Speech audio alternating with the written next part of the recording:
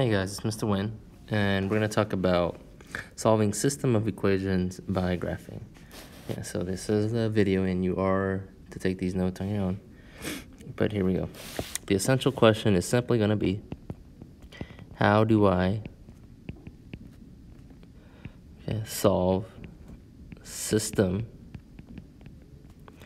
of equations by graphing? All right, we're going to learn certain methods, but they're all about systems. Right? That's the whole basis of Unit 4. So the word system, right? I want you to think of it for a second. System are, like, say, your stereo system. All right, you have multiple speakers that work together, right? That's a system. Or like the computer system, where you have multiple chips, multiple parts. They make the computer work, right? Or even like your digestive system. You have your stomach, small intestine, large intestine, all that. They all work together to form the digestive system. In the case of a system of equations, there's going to be multiple equations. So and this blank is going to be system of equations, right? It consists of two or more, right? That's the key word. That makes it a system. Two or more equations that have these same variables, all right? Now, a solution, okay, of the system is any ordered pair. That means you will always have an x, okay, and a y. They're an ordered pair. They create a point. It's a location on a map or on a graph, right? Okay, and if you notice, when we graph these, right, that location is where they both satisfy. So it's going to touch both lines of that graph. So you'll notice that when we draw the graphs, and I'll draw you the situations, that it will be where they meet, right? And you could also, right, do this algebraically, because if I have the equation y equals 2x plus 8 and negative x plus y, remember these should look familiar. This is a slope-intercept form. This is a standard form, right? We can graph those. But if I already know the solution, I know that negative 2 is x and 4 is y. If I plug those in, the statement, that equation, should still be true. So if I plug in 4 for y equals 2, and then negative 2 for x, and then add 8, is that still going to be true? Well, 4 equals 2 times negative 2 is negative 4. If I add 8 to negative 4, that would be 4. All right? Same case here. Negative x is negative 2. All right? And if I add the y, which was 4, to it, will that be 6? Well, a negative makes it a positive, so this is positive 2. And if I add 4 to positive 2, yes, it does equal 6. All right, that's what makes it a solution. So if I have a graph, right, and I have two lines, let's just draw a line here and a line here. Which point satisfies both of those? Which ordered pair? Well, it'll be the point where they cross. All right, that will be your solution. That will be one solution. Okay? You may see graphs like this, though. What if it's, here's a line, there's another line, the exact same slope, right? So they're parallel, they will never meet. How many solutions? Well, there's no point that they meet, there's no point that they satisfy both equations, so it'll be no solution. All right? What if you draw a line, right? You graph a line, here's my line, and you graph another line, and it happens to be the exact same line, right? It's touching at all the points. They're the same line. Well, in that case, there are infinite solutions, right? Literally every point is touching. They're the same point. Those graphs are touching. They're always going to be satisfying both equations, so there will be an infinite number of solutions. All right? Now let's look at an actual equation, right? We all should remember how to graph. So this y equals 2x minus 2, that's a slope-intercept form, right? When it's in slope-intercept form, that means you're given the slope as a number with the x, right? Okay, so we know that's going to be 2. And you're given the y-intercept, which is the number following negative 2, right? Remember, that's your b, right? mx plus b, right? We can figure out the x-intercept once we graph it, sure. And here, this is a standard form, when you're given standard, we're going to have to find out the x and y intercept.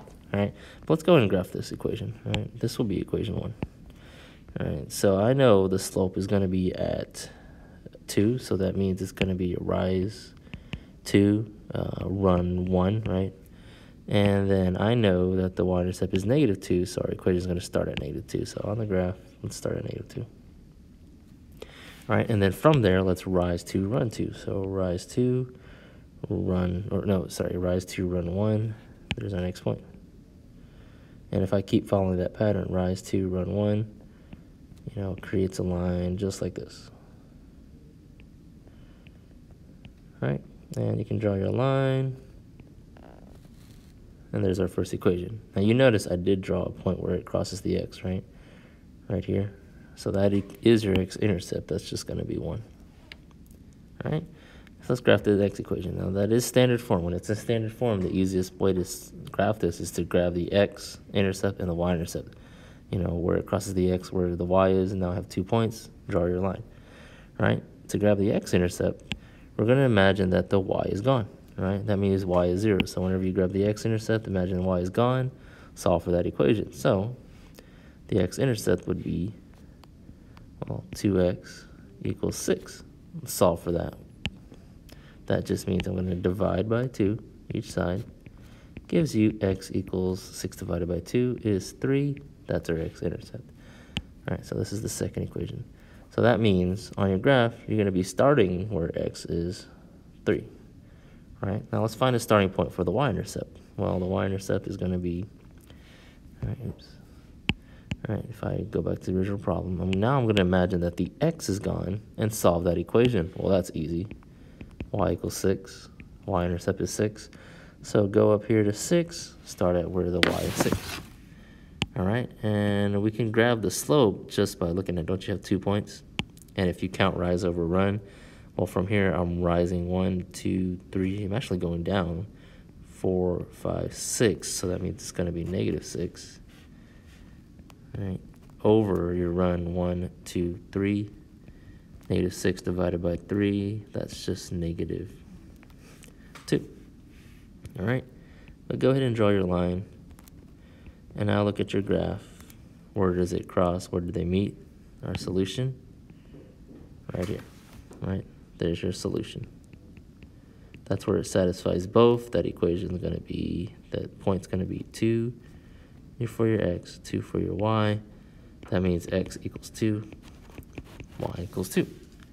All right, that's how you solve it by graphing. Now, what if I have an equation, right? So here's the second part. Oh, actually, how many solutions were there? 1 solution. But what if I give you a situation that you'll have to write the equation? All right, so I'll give you a situation here. Let's say, Mr. Wynn, let's say I'm selling a set of pencils, and let's make that x. All right, keep that in mind. Let's go back and set of x, and a set of pens for y. All right, so anytime you see pencils, it'll be x, pens, y. To students who forget their supplies. So on the first day, 3 students bought pencils. So that's going to be 3x. And then, right, 3 students bought pens. So that's going to be 3y, right? And 3 pens. So 3 pencils, 3x, and plus 3 pens, 3y. For a total of, all right, let's see, total of $6. So we know it's going to equal 6. Now already, that's a standard form equation, so I can graph that, right? But there should be another equation. This is a system, right? So on the second day, second equation, right? 4 students bought pencils. Okay, so 4x, here's our second equation. And 2 students bought pens. So we're going to add 2 pens, so 2y. For a total of $8. So that's going to be equal to 8. All right, so those are my 2 equations, right? And if I wanted to find, these are standard form, right? Again, standard form. So if they're standard form, you want to find the x and y intercept. And then we'll count the slope after. So if I want to find the x, right? So just imagine, right? This is gone, right? If you want to find the x. So we're solving for 3x equals 6. So for the x-intercept, solve the equation 3x equals 6. Well, just divide by 3. That gives us x equals 2. 2. All right, so that's equation 1. So x equals 2, we'll start at 2. All right, now let's go back and let's solve for the y. So that means we imagine the x is gone. Let's solve that equation. Well, simple enough. 3y equals 6. And again, I'm just dividing by 3. So y is also 2. All right, so the first equation start on the y at 2. And now I have a graph that I can draw the whole line, right? But if you want to grab the slope, let me draw that equation again. If you want to grab the slope again, just count rise, a rise of -2, 1, 2, run 2. So the slope is -2 over 2, which is just -1. Let's draw our line. All right, let's do the second equation. So again, it is standard form, right? So this is the second equation. I'm going to graph it in blue. Second equation. And let's figure out for the x-intercept. That means cancel out the y. So if I want to find the x-intercept, I'm going to do 4x equals 8 and solve it. Simple enough, divide by 4 to both sides. That gives you x equals 2. All right, now let's solve for the y-intercept. Well, that just means imagine the x is gone and then solve for that equation. So 2y equals 8. That means I have to divide by 2 to both sides. So that gives me y equals 4. All right, now I can graph those. Let's plot those points, grab the slope, and then draw our line, right? So this is the equation, the second equation. It's going to be in blue. The x-intercept will be at 2. All right, and the y-intercept will be at 4. All right, so let's draw our line.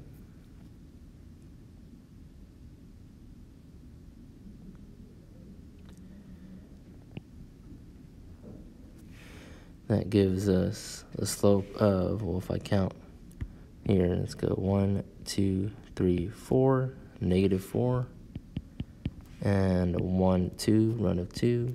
That gives me a slope of -2. And I will notice that the point they both cross would be here, which is 2, 0. So the only situation that would match up both is if well, there's only one solution. The only situation that would satisfy both that makes it a solution is if x, your set of pencils, is 2, your y is 0, so basically free. So $2, right? Pencils, $2 each. Pens, $0. All right, and that's it. Thank you.